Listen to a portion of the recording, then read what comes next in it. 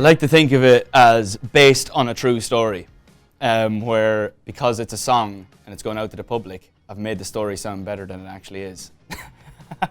It's based basically on being on a night out and clocking eyes with someone, and you know, I was with my group of friends and so was she, and then you get chatting, and then, as I say in the song, it felt like every time that I turned around she was just gone. So maybe she wasn't showing that much interest. But then over the course of the evening, going into different bars, you reconvene, you bump into each other, and basically that's the depth of it. And yeah, no, this song was a really fun song to write. It was, as you can probably tell by listening to it, it was quite a crazy writing session.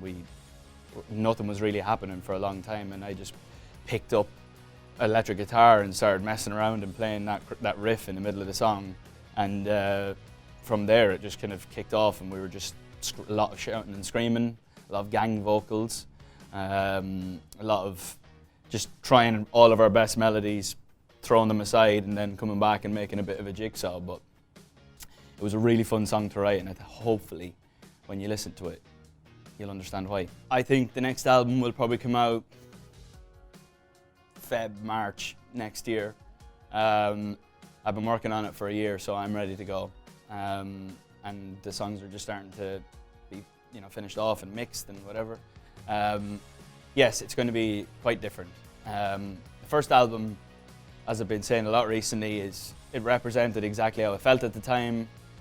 You know, I wanted to sit down, pick up an acoustic guitar and write ballads. It was how I was feeling. It matched how I was feeling emotionally, how I wanted to announce myself onto the music industry as a solo artist.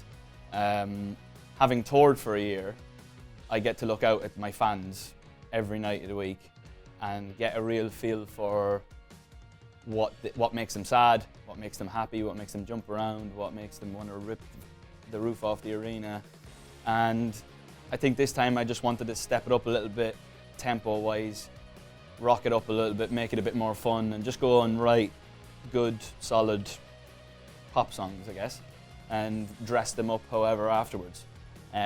So yes, this is less ballad heavy, but when I combine the two albums now for my next live tour, I've got a good mixture.